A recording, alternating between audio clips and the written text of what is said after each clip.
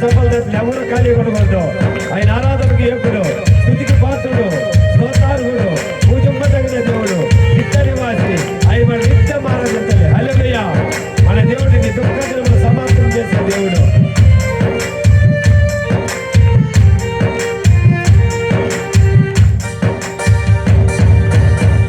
పరలోక మహిమను నీ కొరకు విధించెను, మన ప్రాణము పెట్టి నిన్ను బ్రతికించెను. స్తోత్రం. బిగ్గరగా చప్పలు తట్టాలి. పరలోక మహిమను నీ కొరకు విధించెను, మన ప్రాణము పెట్టి నిన్ను బ్రతికించెను. చేసిన దేవుడు నీకు దూరమవుతాడా?